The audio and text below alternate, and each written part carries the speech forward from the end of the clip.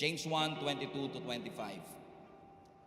But be doers of the word, and not hearers only, deceiving yourselves.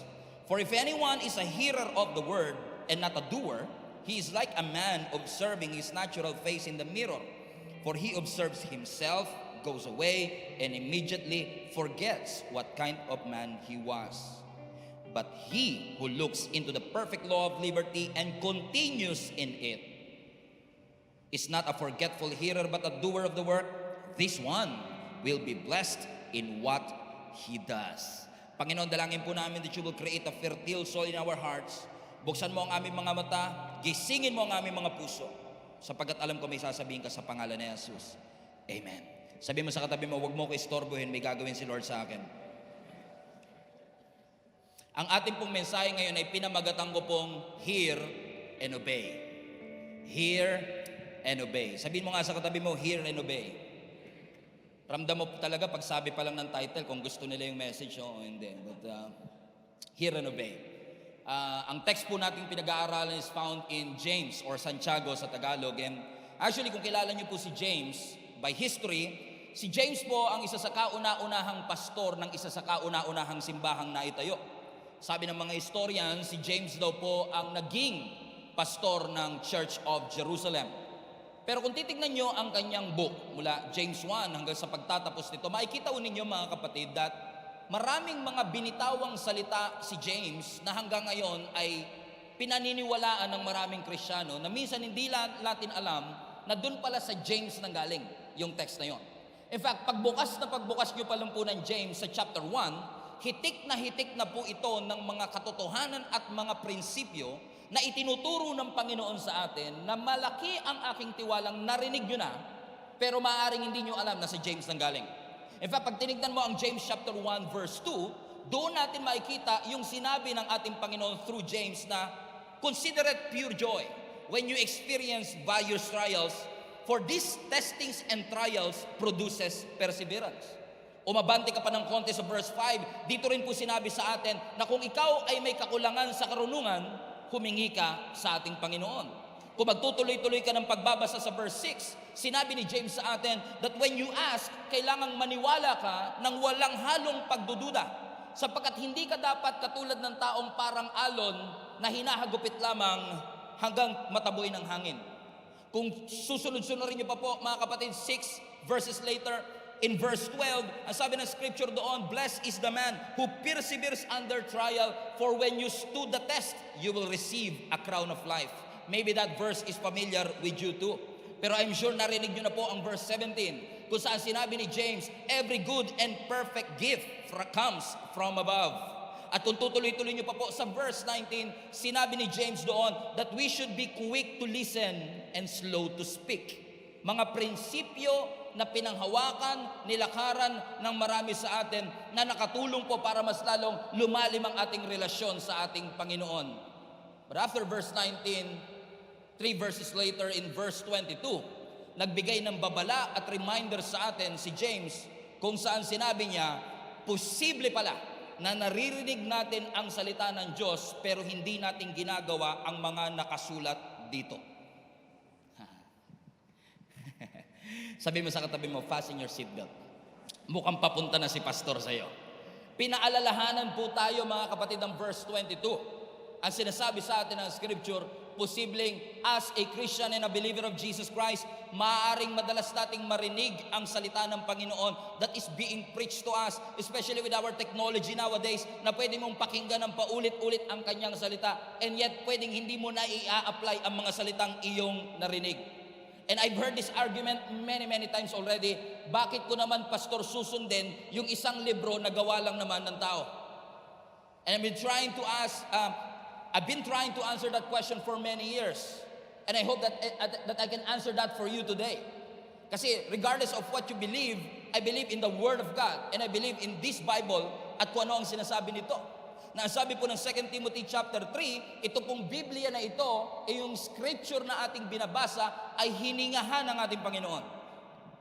Ang sabi ng scripture, all scripture is inspired by God. So it is useful to teach us what is true and to make us realize what is wrong in our lives. Sa pamamagitan po pala ng Biblia, nalalaman natin hindi lang kung ano ang tama sa ating buhay, kundi maging yung mali sa ating buhay. Ipinapakita po nito yung mga bagay na pwede nating i-adjust at baguhin upang tayo ay maging karapat-dapat sa harapan ng ating Panginoon. Continue reading. It corrects us when we are wrong. It teaches us to do what is right. And the first evidence na naniniwala kong dahilan kung bakit dapat po nating isalig ang ating buhay at pananampalataya sa Biblia is because of its unity. Alam niyo po ba na ang Biblia is actually a collection of 66 books. Just come to think of it. 66 na libro, written in 3 languages, written in 3 continents, in a span of 1,500 years. And yes, it was written by 40 human authors. But think about this. 40 human authors ang nagsulat ng 66 books gamit ang 3 languages na nasa iba't ibang kontinente na walang social media nung time na yon, written in the span of 1,500 years. So bago makompleto ito, 1,500 years ang binilang for it to be complete. And it was written by 40 human authors. Human authors na iba-iba ang profesyon. Merong hari, katulad ni David. Merong fisherman, katulad ni Peter. May doktor, katulad ni Luke. May priest, katulad ni Ezra. May government official, katulad ni Daniel. May farmer pa, na katulad ni Elisha. May diversity sa kanilang mga profesyon. And yet, with all its diversity, comes with a unity. Nobody contradicts each other. Just think about it. 66 books, 3 languages, 3 continents, 1,500 years, 40 different human authors, and no contradiction at all. There's unity in the scripture. Am I preaching to somebody? Amen? Bakit? Yung kanyang unity is due to the fact that it only has one divine author, God Himself. Ang Diyos mismo ang nag-inspire sa mga taong itong isulat ito. So I know that many people are reading this not just because they want to have a relationship with God. At even those people who don't believe in Jesus Christ find this book a good book. But let me tell you this, the Bible is not just a good book. The Bible is transformational if you will allow the principles of it na may apply ninyo sa inyong mga buhay. So ang Biblia ay hindi lang collection ng mga quotes. Ang Biblia hindi libro ng rules and regulation. It's not just true. It is the truth. Hindi lang siya basta totoo. Ang salita ng Diyos ay katotohanan. So the evidence is in its unity. The evidence also is in its prophecy. Now think about this. Maraming mga libro na may mga prophecies din. Katulad ni Nostradamus, for example. Pero may kakaiba at unique sa Biblia sapagkat ang mga prophecy na binibitawan ng Scripture is extremely detailed. At minsan natatawa ako dun sa mga taong pinapabulaanan yung Biblia na hindi naman sila nagbabasa ng Biblia. Because if you read the Scripture, you will see na yung prophecy na binibitawan sa Scripture is extremely detailed na nagdi-define at nagpapaliwanag ng future na nangyayari ngayon at maging hindi pa nangyayari. For example, there is a prophecy about the coming Messiah, Jesus Christ, that will die for the sins of the world. And it was written thousands of years ago. And the prophecy was so detailed. Even yung lineage, detalyado. Yung pagkakapanganak at paano ipapanganak, detalyado. Yung pagkamatay at paano mamamatay, detalyado. At yung pagkabuhay o muling pagkabuhay is very detailed.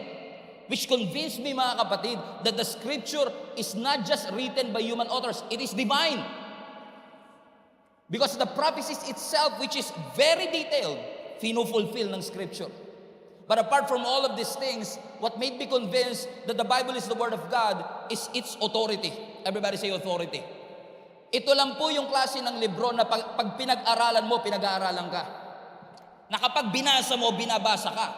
Unlike any other book, which was written also katulad nito, ito lang yata yung alam kong klase ng libro na kayang maghatid ng supernatural transformation sa buhay ng isang tao.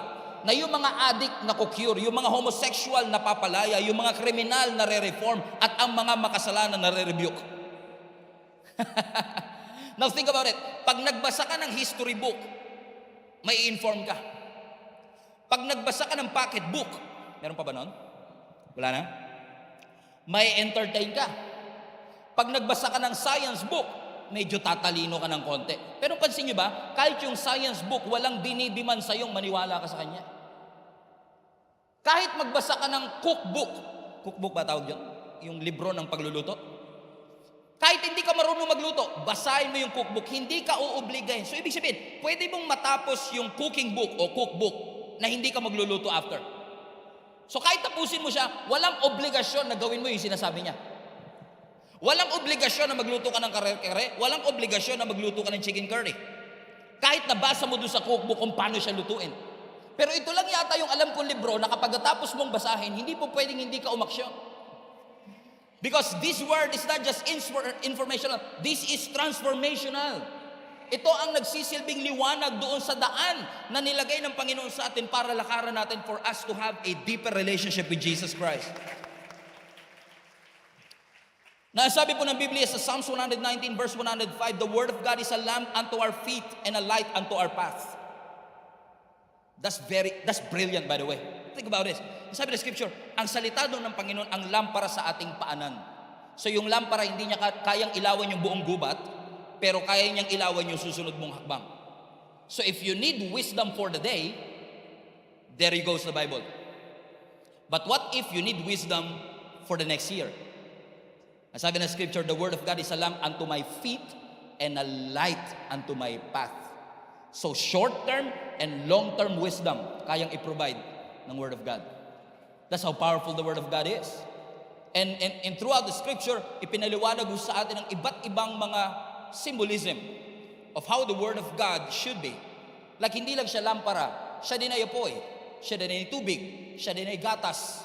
Pero alam niyo, sa lahat ng ito, ang pinaka-favorite ko, when you read the Bible, para kang binubuksan at inooperahan na ine-expose ng Biblia kung anong mali sa atin at dapat baguhin sa ating buhay. Because you know what? The Bible, although written by people who are dead already, human authors, the word that is in here, that is from the Lord who is alive, is actively convicting each and every person's heart for us to be able to repent and give our lives to the Lord. As sabi ng Hebrews chapter 4 verse 12, for the word of God is alive. Everybody say alive. Sana mabuhay-buhay naman po yung alive ninyo. Alive. Parang patay agad ah. The word of God is alive and active or powerful. Pansinin nyo, ang word of God, alive and active. Hindi siya dead, hindi siya passive. It's alive, it is active. In fact, as sabi ng Scripture, it's like a sword that is sharper than the two-edged sword, the sharpest two-edged sword, cutting between the soul and the spirit, and between the joints and the marrow. At lahat ng mga medical students, alam nyo kung ano yung difference between the joints and the marrow. Parang imposible, and yet the Word of God can penetrate through it. It exposes our innermost thoughts and desires. Bakit? Ang Word of God powerful.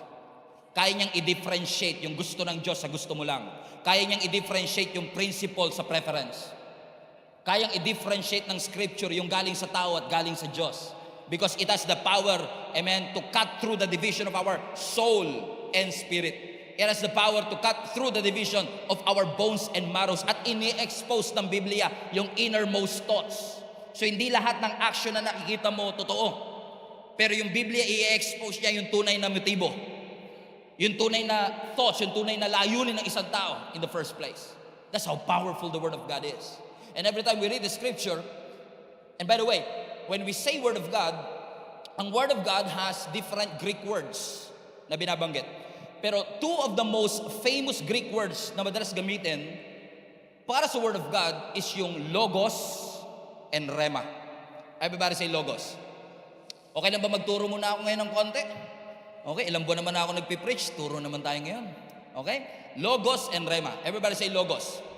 Now, ano ang logos? Ang logos is the written word. Ito yung mismong salitang nakasulat na binabasa natin. Okay? So when you say logos, it is actually the written word. Pero yung rema, yan yung spoken word. Yan yung parang binasa mo sa written word, nagsalita sa iyo as rema. Nararanasan niyo po ba minsan nyo na pag nagbasa ka ng Bible, isang chapter yung goal mo, Pero one verse pa lang, napahinto ka na. Kasi biglang napahinto ka kasi nangusap siya. Parang nabuhay siya. So galing sa logos, pero nagkaroon ng rema. Hindi ako aalis dito hanggat di nyo ito nauunawaan. Mahalaga to.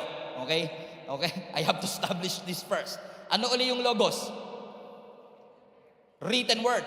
Ano naman yung rema? Spoken. So yung sinulat, pag nagsalita sa iyo, rema. Kaya yung mga Kristiyano, di ba? Ano yung nagrema sa iyo? Narinig niyo na ba sa kanila yan? Kasi ibig sabihin, ano yung tumatak? Ano yung nangusap sa iyo? So ibig sabihin, kahit na pare-parehong chapter ang binasa natin, posibleng magkakapareho tayo ng chapter na binabasa, pero magkakaiba yung rema. Pare-parehong logos, pero magkakaiba ng rema. By the way, si Jesus ang living word. So we have the written word, Jesus as living word. Amen? At yung revelation ng Panginoon sa iyo, that will be your rema, that is your spoken word. So ibig sabihin, hindi pwedeng i-contradict ng rema ang logos. Let me repeat. Hindi pwedeng i-contradict ng spoken word ang written word. Because I've seen this happen many times. Na sinabi daw ng Panginoon sa kanila, pero parang hindi naman ganun yung sinasabi ng Bible. So nagkokontra ngayon yung rema, yung sinabi sa iyo daw, at yung sinulat naman talaga ng Panginoon. Are you still with me? Okay, sabi ko kasi, hindi ako aalis hanggang di nyo ito nagigets eh. At kapag may nakuha silang rema, ang tawag natin doon revelation. And revelation by definition, rhyming yan ha, revelation by definition actually means nag-communicate si Lord sa'yo. Nangusap ang Diyos. So may revelation. Or mas technical sa Bible school, ito na po, illumination. Okay? Kasi kinokorek ako minsan dyan eh. Hindi dapat revelation, dapat illumination. O ito na po, illumination po. Tama po kayo. Okay? So nagkaroon ng illumination, parang nagliwanag yung salita ng Panginoon sa'yo. Nagkasi sinasabi ko mga kapatid. So pero hindi po pwede na yung nagliwanag sa'yo, kukontrahin niya yung nakasulat. Pastor, nangusap sa akin ng Diyos. Magnakaw daw ako para makapagsimula ng prison ministry. Ay, hindi gagawin ni Lord John. Hindi mangungusap ang Diyos sa iyo na gumawa ka ng mali, which is will contradict the word, para lang makapag-establish ng ministry inside the prison. Nagigess yung sinasabi ko. Guess yun na ngayon. So it can never happen. Hindi po pwedeng kokontrahin ng rema word. Kaya mag-ingat din tayo. Sinabi ng Panginoon sa akin, lalo pag madalas natin bitawan yung thus says the Lord. Kinikilabutan ako dyan pagka binabanggit ko yung thus says the Lord. Kasi once na sinabi mo thus says the Lord, talagang galing sa Diyos yun eh. Amen? Pero what God says, which is the rema spoken word, cannot contradict what is written in it. Amen? Kasi dun sa logos, makikita ho natin yung katotohanan ng kanyang mga salita. Ipinapakita ng Panginoon sa atin kung saan tayo susunod na pupunta. Gusto niyo ba ng ganun? Meron tayong spiritual GPS, God's positioning system, kung saan ituturo ng Panginoon sa atin kung ano ang susunod nating landas. That there will be a voice behind you that will say, this is the way, walk in it. Amen? Sino sa inyo gusto nyo ng ganon? Yung malalaman nyo kung ano yung susunod nyong hakbang. Para hindi kayo nagsasayang ng panahon, kaka-damage control sa mga maling desisyon natin ng nakaraan. Amen, mga kapatid? Amen. May exercise tayo ngayon. Okay lang? Okay. Gagamitin natin ang kamay natin. Ituturo nyo sa akin kung saan nyo sasabihin kong lugar. Right? Turo nyo lang kung saan. Okay? Sabay-sabay tayo on the count of 3. Saan ang Makati? Turo. Saan ang Makati? Turo nyo. Taas nyo kamay nyo. Saan ang Makati? White shot. Pakita mo yung white shot na. Saan yung Makati? Tignan mo yan, oh. Saan pa talaga? Sabi nyo doon. Sabi na isa doon. Sabi na isa dito. Saan pa talaga? Ulitin natin ulit. Sabay-sabay tayo, ha? Saan po ang Makati? Go!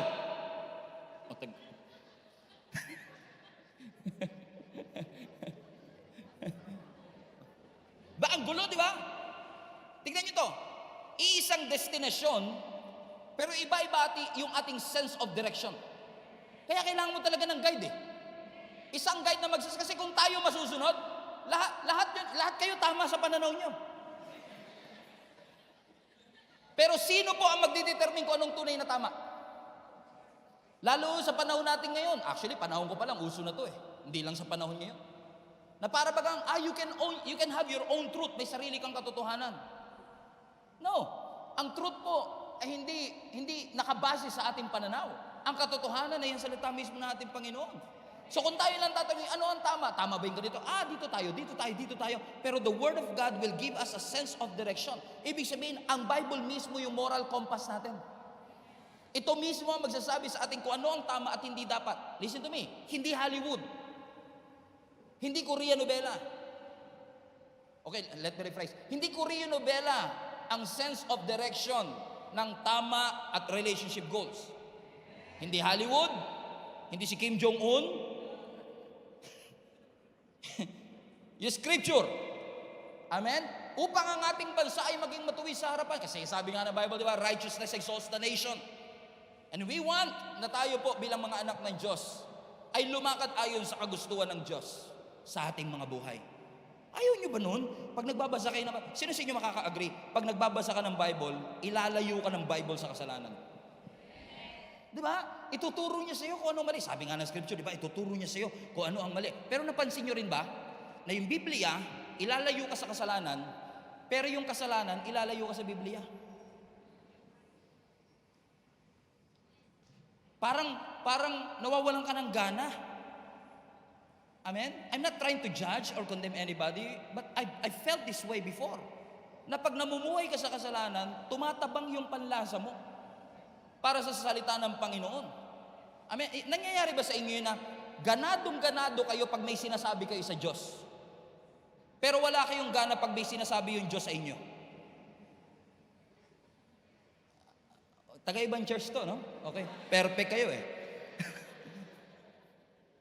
Parang, Pastor, I believe in the Word of God. I believe that this is the Word of God.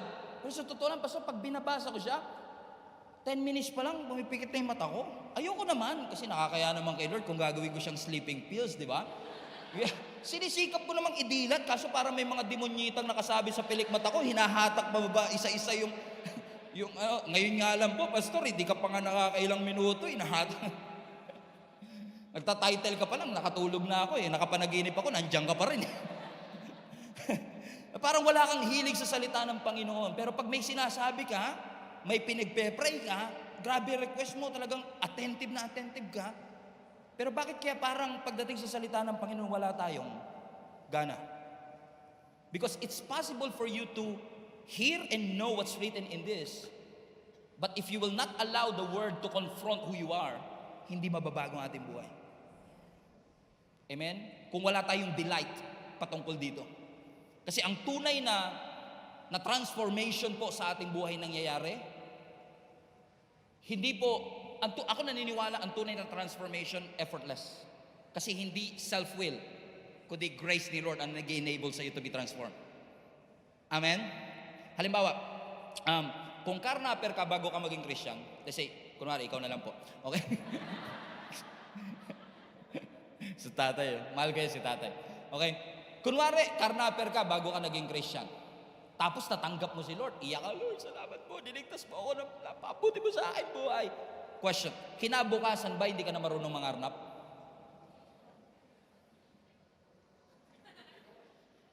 Sabi na isa, di ba marunong ka pa? Di ba? Hindi nawawala yung skills.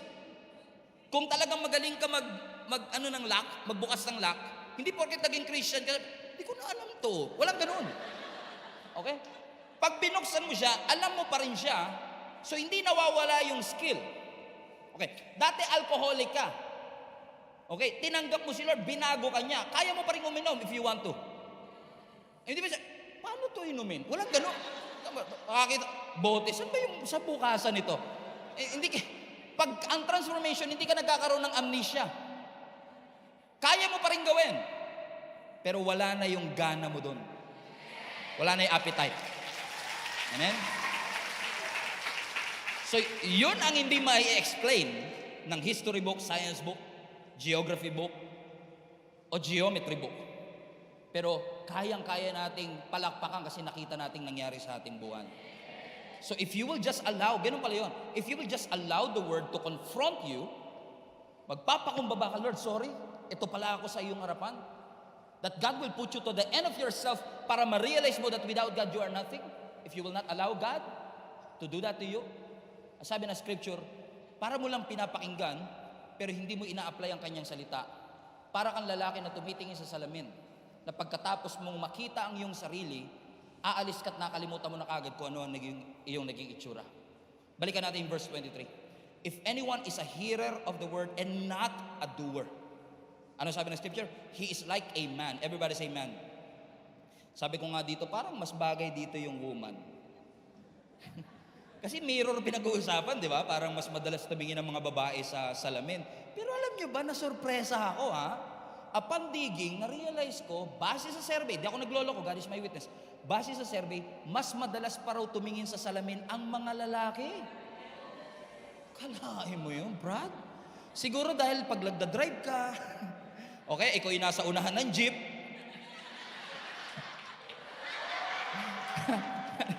pasinin nyo yung mga nasa unahan ng jeep, vain na vain ka sa sarili mo, di ba? Tama lighting, para ka nag-MTV, kita mo sa sarili mo, tapos parang yung hangin sa'yo, di ka pinapawisan, wala kang buhok na nakakain, ganyan.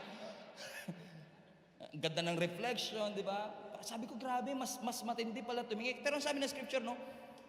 Ang mga taong nakikinig ng salita pero hindi niya ginagawa, para siyang lalaki na inuobserbahan niya yung kanyang sarili sa salamin. Now, lahat tayo familiar sa salamin or mirror, right? At alam natin na kapag tumingin ka sa salamin, it changes your perspective. Let's say, gwapong-gwapo ka sa sarili mo, you feel good about yourself, ang ganda ng forma mo, you feel good, pakiramdam mo, hindi ka oily, pakiramdam mo, ang gwapo mo, like, tama, moisturize ng konti ang mukha mo. I mean, wow, I feel good. Then pagtingin mo, may muta ka pala. Diba? It has the power, the mirror has the power to change your perspective. So you learn about yourself by looking at yourself. May natututunan ka sa sarili mo every time you look at the mirror. Pero back in the day, ang mirror hindi katulad ng salamin natin. Yung salamin natin ngayon, kitang-kita mo, malinis na malinis. Pero back in the day, para lang siyang mga silver or bronze na kinikinis nila like this one. No? Itong salamin na ito, hindi mo talaga literal na makikita yung sarili mo. So maaaninag mo lang siya. So you have to make an effort. This is an ancient mirror. No? Meron silang mirror back in the day, pero hindi kasing linaw ng mirror natin today. Right? So, the point is this. Yung mirror noong unang panahon, which I believe the context of James 1, kasi hindi naman nakita ni James yung mirror natin today. It's actually dim. It is distorted. Kailangan, para makita mo ang sarili mo, kailangan malinaw na malinaw yung lighting condition. Maganda ang lighting condition. So, it takes time. It takes effort to see yourself in the mirror. I brought that up because I want to point out something. Na in order for us to really maximize the transformation that this book offers, hindi pwedeng tignan mo lang. You have to make an effort to look at yourself. You really have to examine it. Na hindi mo lang siya basta nabasa. Hindi mo lang siya basta tinignan, tinitigan mo siya. Na hindi mo lang siya basta napansin sa peripheral view. Na sinasabi ng scripture sa atin, tignan natin ang ating mga sarili. Not on a narcissistic vanity view na parang GGSS ka o gandang-ganda ka sa sarili mo, but for you to realize, yung internal perception ko ba of who I am ay nagmamatch sa aking external reality. Kasi baka mamaya iniisip ko ganito ako, pero ang reality hindi naman talaga ako ganon. Because ang mirror, honest. So kapag hindi mo nagustuhan yung nakita mo sa salamin, hindi kasalanan ng salamin yun. Right? Ulitin ko lang. Try nga natin dito. Ang salamin, honest yan. So kapag tumingin ka sa salamin, hindi mo nagustuhan yung nakita mo sa salamin, pwede ba bang basagin yung salamin at sisihin yung salamin? Sinungaling ka. Hindi. Kasi ang salamin, honest siya. It is exposing your beauty. It is exposing your ugly. Ipinapakita, inire-reveal ng mirror, uy, ito ang mga magagandang traits sa'yo. Pero ini-expose din ng salamin, ano yung mga kailangan ng adjustment sa iyong mukha. Comprende? Question, sino sa inyo tumingin sa salamin kanina? How many times? How many minutes? Siguro iba sa inyo, nung maaga pa, maka 59 shots nga muna. Right? Pansinin nyo, pagligo mo pa lang, o bago ka pa maligo, sa salamin ka, right? Pagpasok mo sa CR, may salamin? Right. Titignan mo salamin mo bago ka maligo. Habang naliligo ka, iba may salamin pa. Pagkatapos maligo, magsasalamin ka uli. Bago magbihis, magsasalamin ka. Pagkabihis, magsasalamin ka. Paglabas mo, last check. Pagka sumakay ng jeep, salamin. Pagbaba, may nadaan ng kotse, salamin. Right? I mean, paulit-ulit. So, by this time, without looking at yourself, kabisado mo na dapat ang itsura ng iyong mukha, right? Because you've been looking at your face quite a few times already this day. Right? So, kabisado mo na mukha mo. Question. Ilang beses mo tinignan ng yung sarili sa salamin? 7 times? 8 times? Question. Gaano kahaba yung ilong mo? Ilang centimeters? Gaano kalapad ang noo mo? Sorry, Pastor. Grabe yung mga topic mo, ah. Ilong talaga tsaka noo.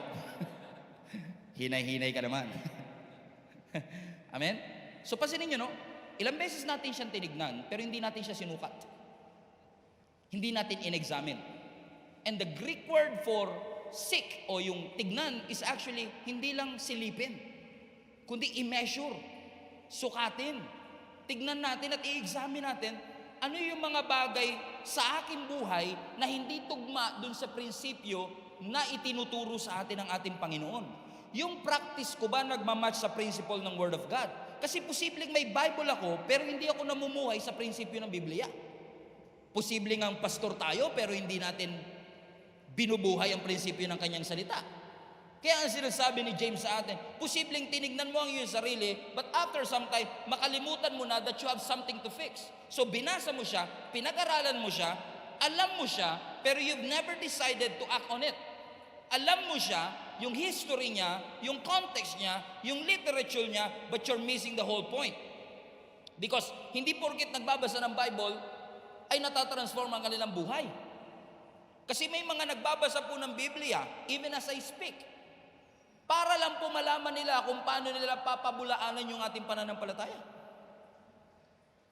So they are just reading it for history, for science, and if you do that, you are missing the whole point of reading the scripture. Because the Word of God, the Bible, is not a book of preference. It is a book of principles na nilate out ng Panginoon sa atin that for us to live by, para sundin po natin. Hindi po mag-a-adjust ang kalooban ng Panginoon sa ating kalooban, dapat po tayo ang nag-a-adjust doon sa kalooban ng ating Panginoon. Alamin natin para, ganun pala yun. Pag nagbabasa ako ng Bible, inaalam ko anong God's best. Hindi lang yung request. Hindi lang yung gusto natin mangyari. Tahimik, no? Amen? Because it's like a mirror. Alam niyo mga kapatid, God has a great blueprint for our lives. Maganda po ang plano ng Diyos sa ating buhay. He wants you prosperous, He wants you healed, He wants you reconciled, redeemed, justified. Ang ganda ng plano ng Panginoon. And God is in charge of your destiny. But you are in charge of your decision. And I'm here to tell you mga kapatid, at paalalahanan po ang bawat isa sa atin, you have to make a decision to really live by the principles of the Word of God. Sa mga hindi pa nakakaranas ng pagbagsak, huwag nyo nang asamin. Sa mga bumagsak na, matuto po tayo. Sundan natin ang sinasabi ng salita ng ating Panginoon. Kasi kapag ang ating desisyon ay hindi alay sa kalooban ng Panginoon, hindi po natin mararanasan yung blessed life na ipinangako ng Diyos. Sabi nga ng James 1:25, balik mo anak, if you will continue in it. Anong sabi ng scripture? It is not a forgetful hearer but doer of the word. This one will be blessed in what he does. So when you look at it, when you gaze on it, tinitigan mo, in-examine mo, at hindi mo kinakalimutan yung narinig mo, ginawa mo yung sinasabi ng scripture, yung tao na yan blessed. So there's blessing in actual obedience. And Gia Community, Jesus is Alive, will be celebrating our 50th anniversary next year, 2025. 50 years of God's faithfulness. At isa sa pinaka-importanteng principle na tinuturo ng Jesus is Alive sa atin, hear and obey. Hindi pwedeng naririnig mo lang pero hindi mo sinusunod. Pero hindi rin pwedeng sunod ng sunod na hindi ka nakikinig. It is a twin action. Magkakambal yan na talagang sinusundan natin. So, pinagpe-pray natin sa Panginoon na yung decision ko maging alay sa kalooban. So, pag sinabi ng Lord na no, hindi yan no dahil gusto kang pahirapan ng Lord. Most of the time, yung no ni Lord, God's mercy yan. Awa ni Lord yan. So, when God says let it go, some things must go, you must let it go. that some relationships must go. Some attitudes must go. Some behaviors must go. Some mindsets must go. Bakit? Ayaw ng Diyos na ikaw ay nakahang pa rin sa relationship na mali at walang patutunguhan. Ayaw ng ating Panginoon na nag-i-stay tayo sa isang lugar that is sucking at the joy of our hearts. It doesn't want us to waste our time sa mga bagay that doesn't matter naman talaga sa ating buhay. And when you read the scriptures, you will know, but hindi inalaw ng Panginoon, and you will know why. Because His Word answers the question, why? At alam ko marami sa atin na nagtatanong sa Panginoon, Lord, bakit ito nangyari? And one thing that I've realized, ang sovereignty ng Panginoon, mas na-appreciate mo sa dulo na. Pagkatapos kanyang iligtas, pag nakalabas ka na sa pagsubok, pag nakalabas ka na sa mga problema ng iyong buhay, give God some time. And He is able to work it out all together for the good of those who love God. That He is able to move and shift and bring everything together para sa ikaw mabuti na if we have time to wait on His sovereignty. And it doesn't matter kung sino nasa gobyerno, sino nasa House of Representatives, as long as God is on the throne. Hindi siya elected sa throne niya, hindi siya re-elected sa throne niya. So ibig sabihin yung throne ng Lord hindi mawawala. It is from everlasting to everlasting. Ibig sabihin ng Diyos ay may control. But you have to adhere and abide to the Word of God. Grabe si Lord. Para tong tool natin, gamit-gamit natin to. Naalala ko nung 90s, lahat talaga ng Christian, pag pumunta sa church, may dala talagang Bible. And I don't want to be legalistic naman na, required na next time, pag wala kayong Bible, di kayo makakapasok. Ha? I don't want to be legalistic about it. Pero nasa application man o papel talaga, ang importante na a-apply yung nasa application natin ng phone. Amen? Kasi kung ang karpentero may martilyo at ang doktor may stethoscope, ang Christian, tahimik ka. Sabi mo sa katabi mo, parang ikaw topic natin today. So the message of the Lord is so simple today. Kung ikaw ay wise, you will do what the Bible says. Not what you want, not what you prefer to do, not what you think what is right, but what the Bible is saying that is right. Kasi kung ilalagay mo ang iyong pananampalataya sa ating Panginoong Yesus, mahahalata ang ebidensya ng mga taong sinusunod ang prinsipyo ng salita ng ating Panginoon. As I was saying, may mga librong magbibigay ng information, may mga librong magbibigay ng intellectual stimulation, may mga librong magbibigay ng inspiration, pero ang Biblia lang ang nangako ng transformation. And that, ladies and gentlemen, is the reason why we put emphasis on the Word of God. Kasi ang mga nag-a-apply nito, wise. Matthew 7:24, after banggitin ni Jesus yung mas kilala nating golden principle, na huwag mong gawin sa iba yung ayaw mong gawin sa iyo, ito ang sinabi ni Jesus. Therefore, everyone who hears these words of mine and puts them into practice, you are like a wise man who built his house on the rock. The rain came down, the streams rose, and the winds blew and beat against that house, and yet it did not fall. Why? Because it had its foundation on the rock. But everyone who hears these words of mine and does not put them into practice is like a foolish man who built his house on the sand. The rain came down, the streams rose, and the winds blew and beat against that house, and it fell with a great crash. Why? They heard it, but they don't want to apply it. Nung dumating yung pagsubok, they crash. There's beauty in it. Nasabi nga ng verse 25, balik mo anak, if you will continue to do it, there's blessing in obedience. So when you hear the word talking to you, which I pray na mangusap ang Panginoon sa atin. Amen?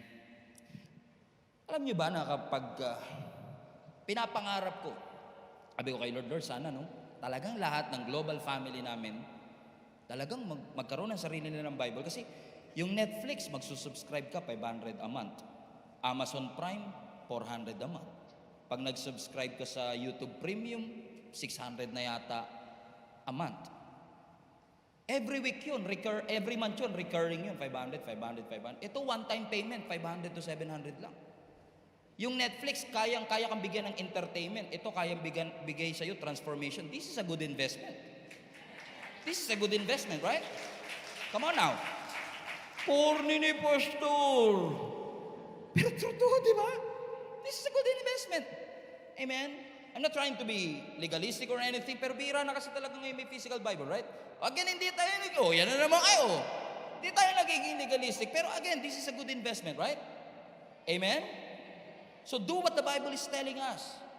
Kasi sabi ng Scripture, if you will continue in it, you will live a blessed life. Pinagpalang buhay ang ipinapangako ng Panginoon sa atin when we actually apply what is written in it.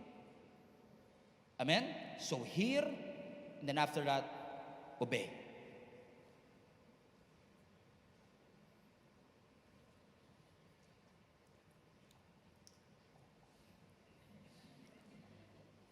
Hindi ako naghang. I just want that to sink into you. Kailangan nating mag-sink in kasi wala hong magiging epekto sa iyo kung narinig mo lang pero hindi mo i-apply. Ang gamot, kahit gaano ka-effective, lagay mo sa drawer sa cabinet, di ka gagaling. Kahit gaano siya ka-effective. At ang Biblia, which is dripping in wisdom, dripping in anointing, dripping in power, nasasayang, tumutulo lang kung walang sasalo. It will not have an effect on you. And it's dangerous if we hear the word, pero hindi natin ginagawa. Ang sabi ng Philippians 4:9, what you have learned and received and heard and seen in me. Sabi ni Apostle Paul, practice these things, and then the God of peace will be with you. Amen? Palapakan natin Panginoon.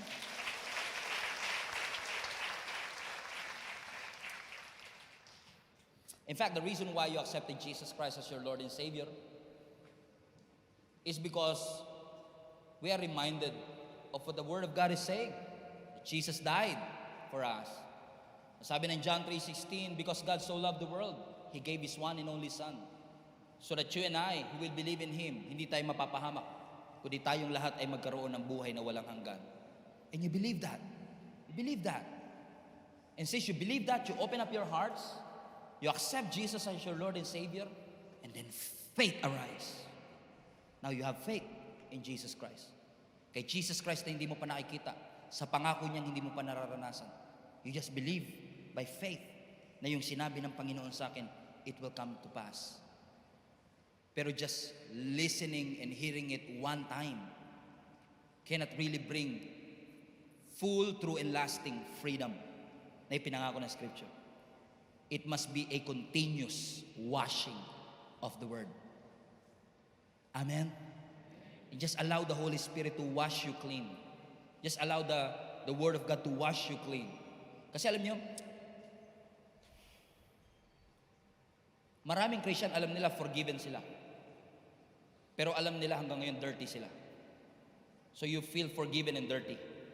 But the Bible is saying you are forgiven and clean. Amen? If you confess that Jesus is your Lord, He is able to forgive you, sabi ng 1 John 1:9, and cleanse you of your sin. So ang tunay na redemption na ginawa ng Panginoon sa inyo, sa atin, is not just forgiveness. All Christians knows they are forgiven. But some of them, they don't feel clean. There's still shame in their hearts. Punong-puno pa rin. That's why we have to keep on preaching the Word of God, para yung Word of God ang maglinis ng lahat ng ating karumihan. So that you and I will feel not just forgiven, but clean. Kasi ang salita ng Panginoon nangangako, may kalayaan sa kasalanan. Ang salita ng Diyos nangangako, may kalayaan at katagumpayan sa lahat ng uri ng temptation. Ang salita ng Panginoon ay nagpapahayag na pwede niyang palakasin ang iyong mga pananampalataya. Amen? Hindi mo mako-confess yung isang bagay na hindi mo alam. So hanggat hindi mo siya kino-confess, hindi siya sa'yo. Amen?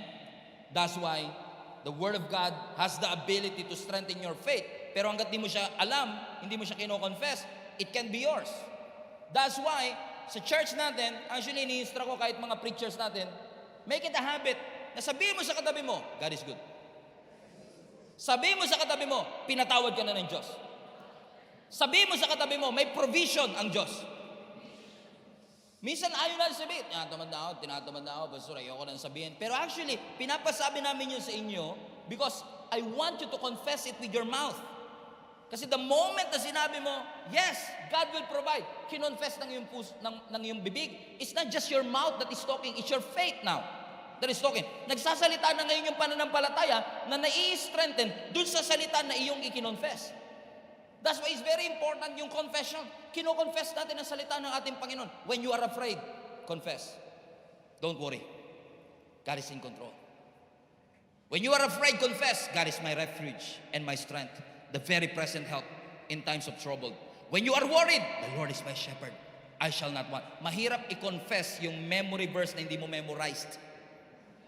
Mahirap i-confess yung word na hindi mo alam. That's why I encourage you, do your own reading. Alam niyo ba minsan, I will intentionally throw something through the preaching, mga Bible characters, Bible verses na parang vague lang, sinasadya ko yun minsan batuin, para ma-encourage yung ano yung sinabi ng pastor na yun na Abishai? Magre-research nga ako. Para matuto tayo mag-research on our own. Na hindi lahat spoon feeding galing sa pastor. Ewan ko, napapansin niyo yan. Minsan magbabato ka na, hindi ko i-explain talaga. At all. Because I want you to do a personal study. Because I want you to feel what I feel. Kapag nagbabasa ng scripture, na wow, thank you Lord, wow, thank you Lord sa revelation. Amen? And maganda makareceive ka ng revelation while listening to the word of God. Wow, thank you Jesus. Pero I guarantee you, there's so much joy kapag ikaw mismo ang nakadiscover na ito. Parang nuggets of truth na dinidiscover natin. Hindi siya kinopya sa kahit saan pa man. Yung Diyos mismo ang nangusap sa iyo. Yung Diyos mismo ang nag-impart sa iyo nito. And once you read that, once the Lord spoke to you, and you believe it in your heart, you confess it with your mouth, I guarantee you mga kapatid, transformation is going to happen through your life if you believe it, church. How many among you believe in the power of the Word of God? Amen, amen. I want to encourage you. In fact, I want to encourage our entire Lingkab group. Talaga magtulungan tayo sa mga Lingkab group natin to monitor each other, that we continuously reading the Word of God day in and day out. Because pagdating ng mga pagsubok, mahirap doon muna pag-aaralan. Some version. It's very important for you to be equipped, armed and ready. Para sa pagdating ng pagsubok, you just spoke it out and confess it. The Lord is my shepherd. I shall not want. He makes me lie down in green pastures. He leads me beside still waters. He restores my soul. It's easy, right? Though I walk through the valley of the shadow of death, I should not be afraid, for you are with me. Your rod and your staff, they comfort me.